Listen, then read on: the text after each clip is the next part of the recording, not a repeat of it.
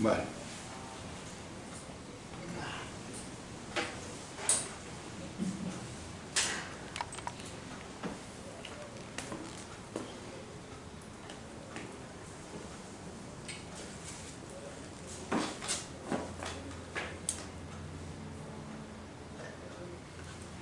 Continúo con este estudio tan excelente de Génesis y continúo con la última parte del capítulo 44 y ahora vamos a ver las lecciones que aprendemos de este capítulo. El tema va a tratar, es un solo tema, trata sobre la prueba providencial. Se lo repito, la prueba providencial. Aunque los estudiantes rara vez disfrutan de realizar pruebas, estos instrumentos tienen un papel importante en el proceso educativo. Es decir, que las pruebas motivan a los estudiantes a obtener un mayor nivel de conocimiento. De manera similar, las pruebas que enfrentamos en la vida pueden aumentar nuestra comprensión de Dios, pueden ayudarnos a desarrollar una fe más profunda en Él. O sea, cuando tenemos circunstancias difíciles, realmente el mundo, y no digamos dentro de la iglesia, dentro de la cristiandad, tiende a pensar que Dios le ha olvidado cuando llegan momentos difíciles, pero no, es momentos que tenemos que entender que de una u otra manera Dios siempre está con nosotros. En esta lección de aprendizaje que nos da Génesis 44, vamos a ver 3 puntos importantes. Les menciono el primero.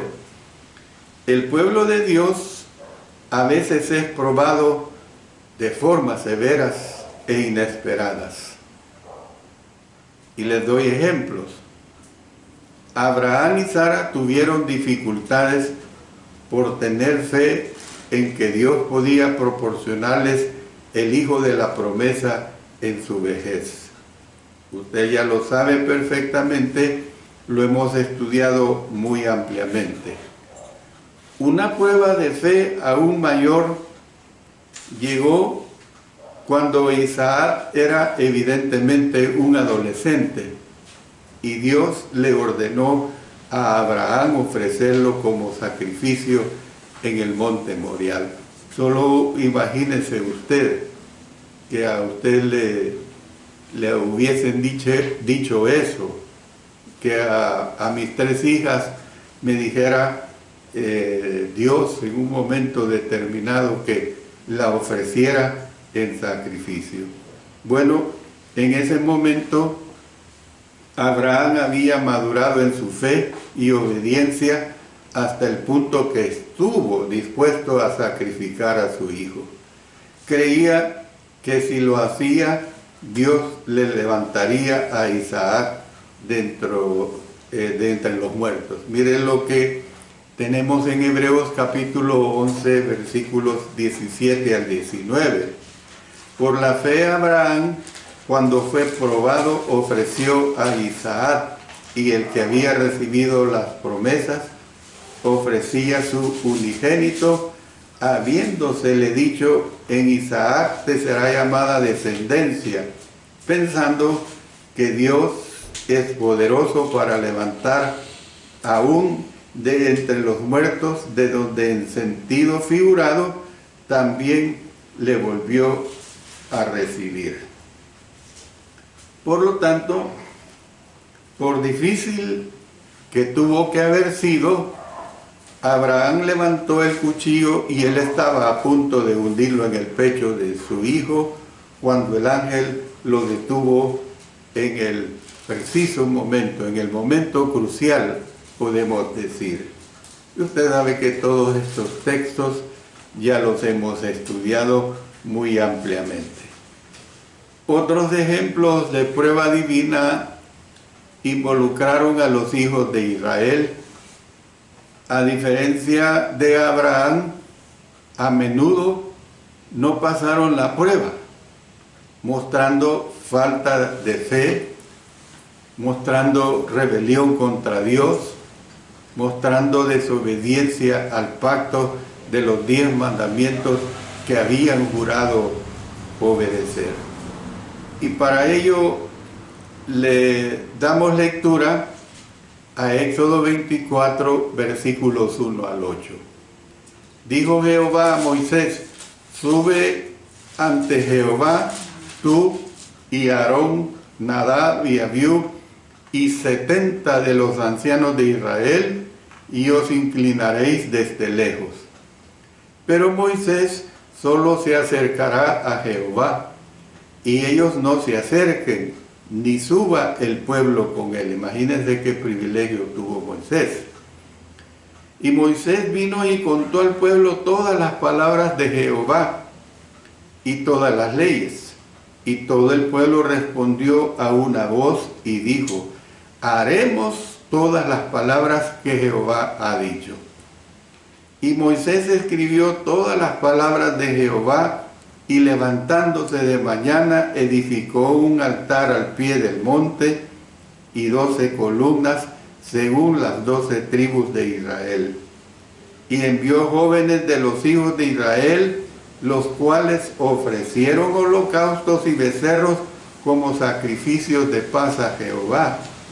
Y Moisés tomó la mitad de la sangre y la puso en tazones, y esparció la otra mitad de la sangre sobre el altar.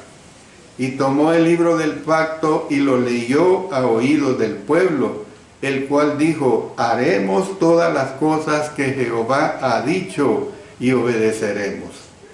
Entonces Moisés tomó la sangre y roció sobre el pueblo y dijo: he aquí la sangre del pacto que Jehová ha hecho con vosotros sobre todas estas cosas.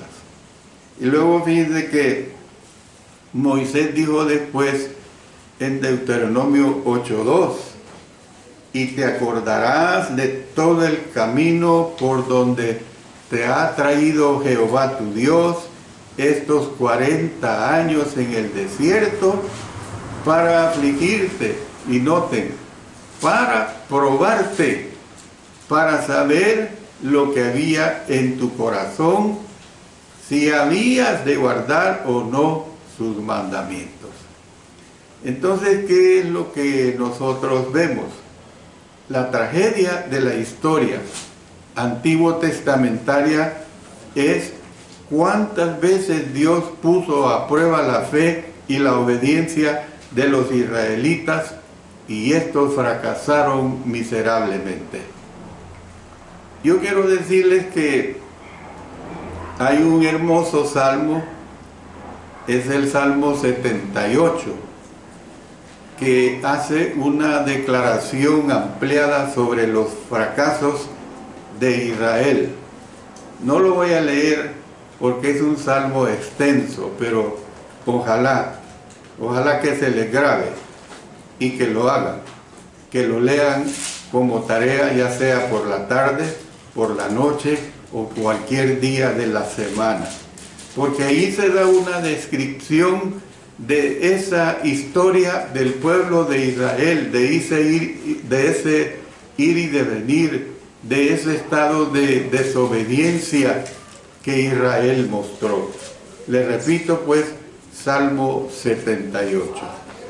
Bueno, Dios usó un enfoque diferente para con la prueba en el relato de José, del que había usado con Abraham y Moisés.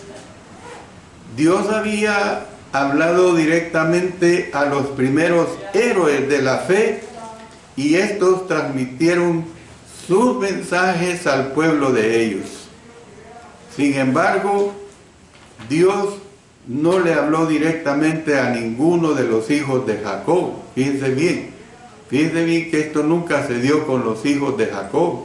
En lugar de ello, obró providencialmente mediante circunstancias históricas para poner a prueba a los hermanos de José.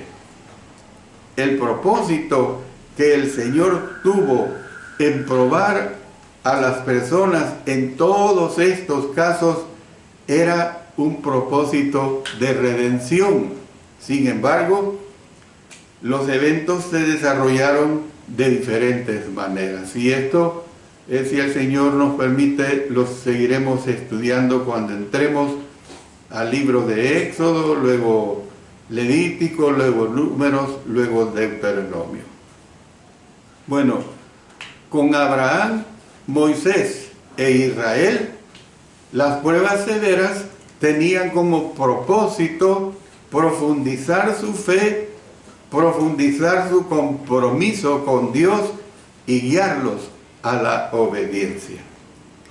La historia del pueblo de Dios en el Nuevo Testamento siguió un patrón similar. A medida que los cristianos tenían su fe y obediencia probada por la persecución de manos de las autoridades judías y romanas.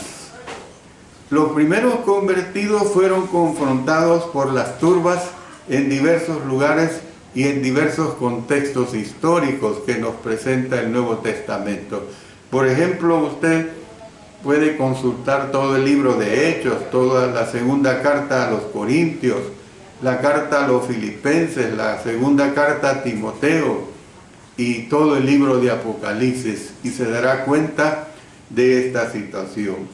Todas fueron pruebas dolorosas, y Santiago, el hermano del Señor, habló precisamente de esta situación. Habló Santiago de la prueba de vuestra fe y también que produce paciencia. Santiago 1:3. En otras palabras, las pruebas son el medio para la formación del carácter. Producen estabilidad de cara a la oposición. Aunque es difícil, la prueba puede conducir a la madurez cristiana. Y esta es la realidad que nosotros podemos ver en cualquier tipo de pruebas que se nos vienen. En la narración de Génesis no fue un gobierno pagano ni multitudes de extranjeros los que se opusieron y probaron a los hijos de Jacob. Por el contrario, un gobierno pagano les sirvió. Más bien fue el mismo José que se convirtió en el instrumento divino para poner a prueba a sus hermanos con el fin de lograr el arrepentimiento, con el fin de lograr la reconciliación de toda la familia de Jacob. Como resultado de ello, en última instancia, confiarían en la promesa de Dios que había sido hecha a Abraham y se trasladarían a Egipto. Vamos a recordar de Génesis 15, 13 al 16. Entonces Jehová dijo a Abraham: ten por cierto que tu descendencia morará en tierra ajena y será esclava allí y será oprimida 400 años. Más también a la nación a la cual servirán juzgaré yo, y después de esto saldrán con gran riqueza. Y tú vendrás a tus padres en paz, y serás sepultado en buena vejez, y en la cuarta generación volverán acá, porque aún no ha llegado a su colmo la maldad del amorreo hasta aquí. Entonces, estoy diciendo que como resultado de ello, en última instancia confiarían en la promesa de Dios a Abraham y se trasladarían a Egipto, donde podrían vivir y donde podrían multiplicarse hasta el tiempo del éxodo. Y es que 430 años es realmente una buena cantidad de años. Cuando los hermanos regresaron a Egipto, fueron recibidos por el gobernador egipcio, o sea José, y fueron invitados a su casa para un festín suntuoso. Y dice la escritura que José lavó su rostro y salió y se contuvo. Y recuerden cuando él dio la orden que les pusieran pan. Parece ser que debido a que bebieron y se alegraron con él, porque eso es lo que dice la escritura, no estaban plenamente alertas. Tal vez por esta razón no tenían el suficiente conocimiento de que el mayordomo de José había llenado sus costales con grano, regresando el dinero de ellos y colocado la copa de plata en el costal de Benjamín. Y regresar el dinero lo sabemos que es hecho por una segunda ocasión.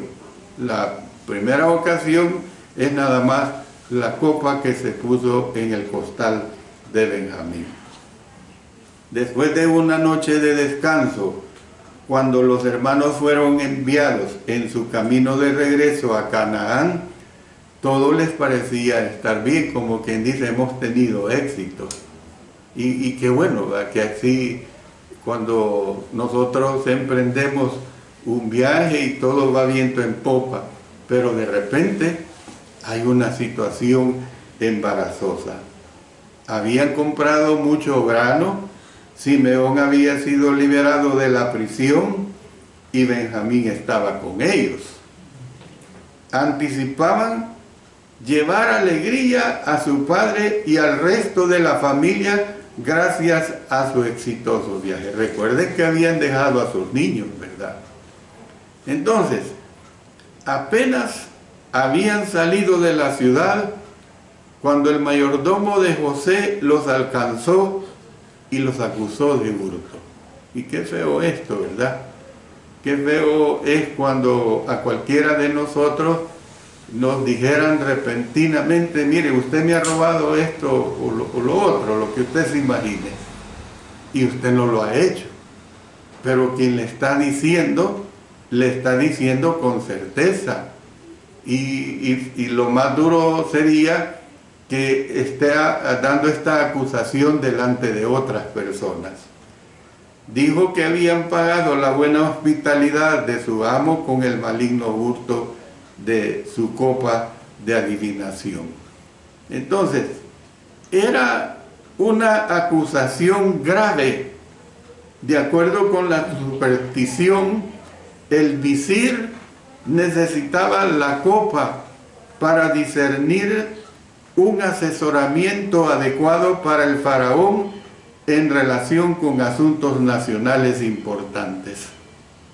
Por supuesto, los hermanos se declararon inocentes e incluso acordaron que cualquiera entre ellos que fuera encontrado en posesión de la copa de plata del gobernador merecía morir, mientras que el resto de ellos se convertiría en esclavos de su amo. Fue un error, óigase bien, fue un error haber hecho, mejor dicho, una promesa tan extrema. Sin embargo, estos hombres podrían haber sido influenciados por la temeraria promesa hecha por su padre a Labán. Ustedes recuerden eso. Había hablado de una sentencia de muerte sobre quien hubiere robado los dioses de la casa de Labán sin saber que Raquel tenía los dioses ocultos debajo de su silla de montar. Entonces, en vista de que ya ustedes lo saben, de que no fueron hallados, Raquel escapó del castigo, ¿verdad? La copa de plata, sin embargo, fue descubierta en el costal de Benjamín, a pesar de que él no la había tomado. Y es aquí donde ustedes tienen que entender que se alega inocencia. Si yo no he cometido un delito y me acusan de ese delito, yo tengo que luchar, defender mi inocencia, como quien dice el dicho, hasta la muerte. Él y sus hermanos tuvieron que volver a la ciudad, tuvieron que ser enjuiciados delante del gobernador egipcio por un delito no cometido. Si bien Benjamín parecía ser culpable de tomar la copa, el mayordomo únicamente estuvo parcialmente de acuerdo con el juicio de los hermanos. O sea, disminuyó pues el castigo a una esclavitud para la parte culpable y la libertad para aquellos que fueran inocentes.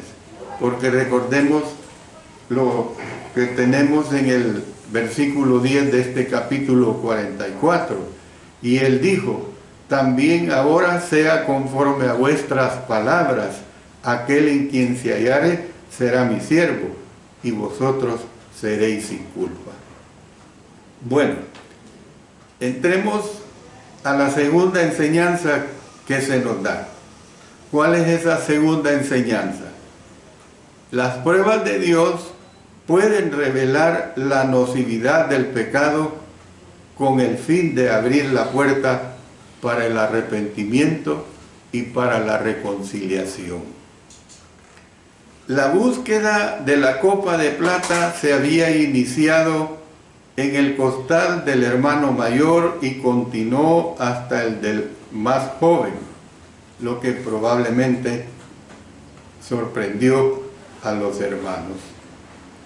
Sin embargo, a medida pues que continuaba la búsqueda, sus reacciones se transformaron en desesperación y en angustia. Y es que esto es una realidad. Cuando no se ha cometido algo, pero hay una acusación, hay desesperación, hay angustia. Cuando cargaron los sacos sobre los asnos y viajaban de regreso a la casa de José en la ciudad. Por eso dice el verso 13 de este capítulo 44, entonces ellos rasgaron sus vestidos y cargó cada uno su asno y volvieron a la ciudad. Entonces, ¿qué vemos?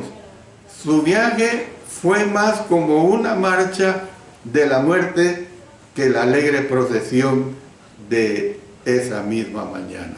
Habían salido muy contentos, muy alegres de un segundo viaje muy exitoso, pero se transformó de repente en algo totalmente nefasto, en algo totalmente angustioso. Ustedes recuerden que cuando llegaron se postraron ante el gobernador egipcio. Era la tercera ocasión en que los hermanos se habían postrado delante de José, cumpliendo sus sueños proféticos. José les preguntó: ¿qué acción es esta que habéis hecho? ¿No sabéis que un hombre como yo sabe adivinar? Aquí yo veo a José usando como un ardid, ¿verdad?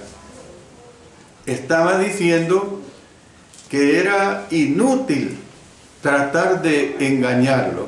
O sea, les estaba enseñando que no tendrían que seguir con esta costumbre, como lo había sido el de venderlo, como lo había sido el de decirle a su padre que un cabro, es decir, que una fiera lo había devorado usando la sangre de un cabrito.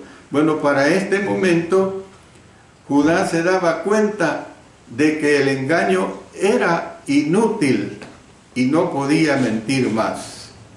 Le había prometido a su padre que asumiría la responsabilidad por Benjamín, por lo que se encargó de hablar en nombre de todos los hermanos en general y específicamente en nombre de Benjamín. ¿Qué es lo que vemos?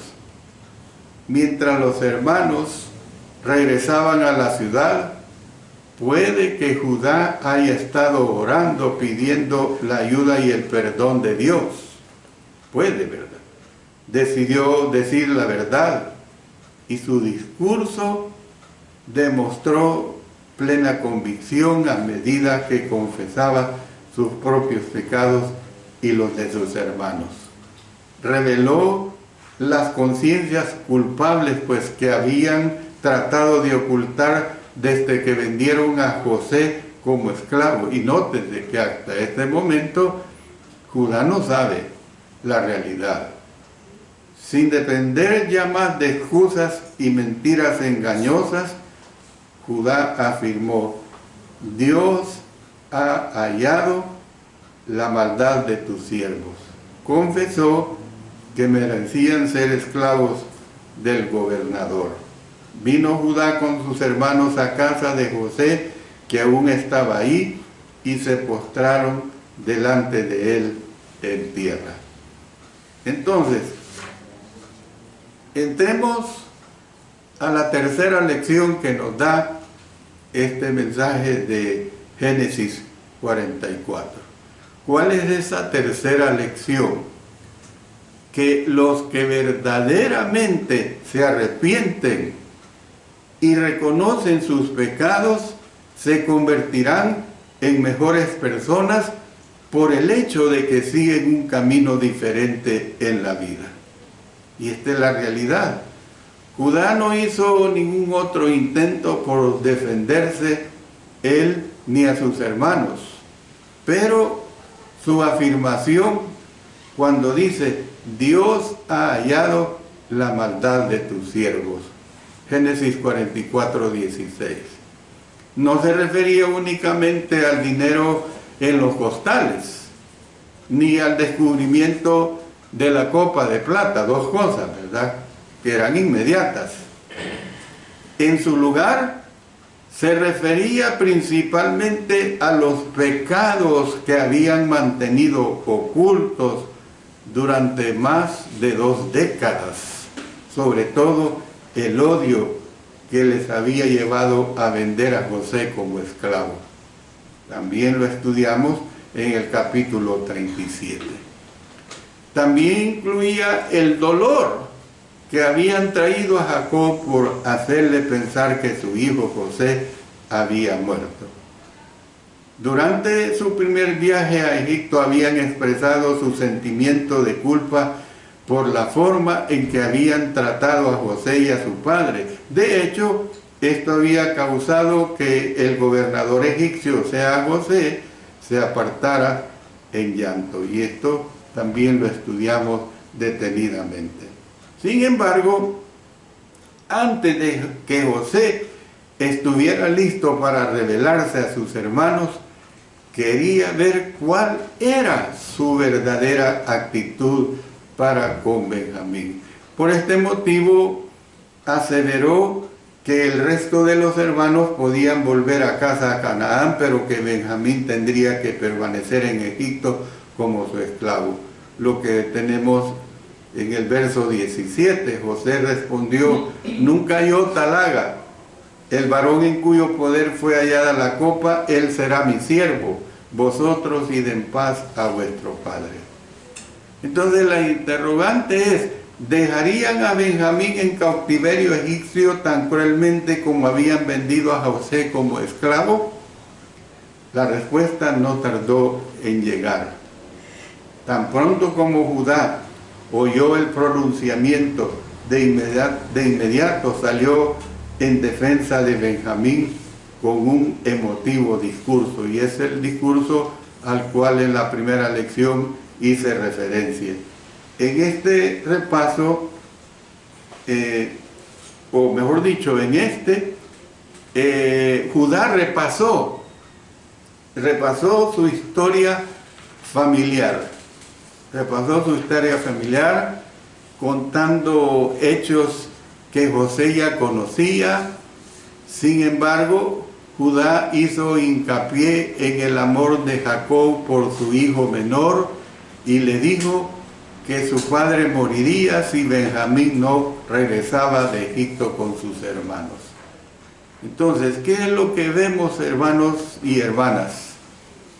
Que mediante el uso de esta prueba, José también vio que los hermanos no creían en la culpabilidad de Benjamín, ni tampoco lo acusaban falsamente de causarles todo este problema a ellos. Parecían tener una preocupación genuina y una actitud de amor para con él, independientemente de la forma en que la copa de plata llegó a su costal. Si la actitud de ellos había sido dura y había sido implacable para con su hermano más joven, no habrían sido merecedores de recibir el perdón de José ni de Dios. Esa era la realidad. Mire el caso de la parábola que tenemos del Señor Jesucristo en Mateo 18, 23 al 35, que en estos momentos me encanta darle lectura porque viene al caso que aquí hemos estado estudiando de este episodio de la vida de José y de sus hermanos. Dice Mateo 18, 23 al 35, por lo cual el reino de los cielos es semejante a un rey que quiso hacer cuentas con sus siervos, y comenzando a hacer cuentas, le fue presentado uno que le debía 10,000 talentos. A este, como no pudo pagar, ordenó su señor venderle y a su mujer e hijos y todo lo que tenía para que se le pagase la deuda. Entonces aquel siervo postrado le suplicaba, diciendo: Señor, ten paciencia conmigo y yo te lo pagaré todo. El señor de aquel siervo, movido a misericordia, le soltó y le perdonó la deuda. Pero saliendo aquel siervo, halló a uno de sus consiervos que le debía 100 denarios, ni siquiera talentos, era menor. Y haciendo de él, le ahogaba, diciendo: págame lo que me debes. Entonces su consiervo, postrándose a sus pies, le rogaba diciendo: ten paciencia conmigo y yo te lo pagaré todo. Mas él no quiso, sino fue y le echó en la cárcel hasta que pagase la deuda. Viendo sus consiervos lo que pasaba, se entristecieron mucho y fueron y refirieron a su señor todo lo que había pasado. Entonces, llamándole su señor, le dijo: siervo malvado, toda aquella deuda te perdoné porque me rogaste. ¿No debías tú también tener misericordia de tu consiervo como yo tuve misericordia de ti? Entonces su señor, enojado, le entregó a los verdugos hasta que pagase todo lo que le debía. Y usted sabe lo que es un verdugo, ¿verdad? Sobre todo en aquellos tiempos. Así también mi Padre Celestial hará con vosotros, si no perdonáis de todo corazón cada uno a su hermano sus ofensas. Yo termino diciendo lo siguiente, hermanos. La prueba más convincente y conmovedora para José fue el compromiso de Judá de ser un fiador por Benjamín. Era la misma persona que había convencido a los hermanos a vender a José a los comerciantes de las caravanas. Sin embargo, ahora estaba dispuesto a renunciar a sus hijos, padre y familia, y convertirse en un esclavo a fin de permitirle a Benjamín regresar a casa a Jacob. Al final de este capítulo 44, el futuro de Jacob y sus hijos seguía siendo precario. Sin embargo, la resolución de los problemas de la familia se presenta de forma rápida, como lo veremos en el siguiente capítulo, o sea, en el capítulo 45. Esa parte del relato incluye arrepentimiento e incluye perdón. E incluye la apertura de una puerta a nuevas posibilidades para su futuro en la tierra de Egipto. Que Dios nos bendiga, hermanos, a tomar mucho ejemplo de lo que aquí se nos enseña. Que seamos verdaderamente cristianos, cristianas, que nunca busquemos situaciones embarazosas. Oremos. Padre Celestial, gracias te damos, porque tú y nadie más que tú nos permites hacer uso de tu palabra y aprender de ella. Gracias por estas valiosas lecciones de vida que nos das. Que las tomemos muy en cuenta y que las apliquemos a nuestras vidas. En el poderoso nombre de nuestro Señor Jesucristo. Amén. Amén.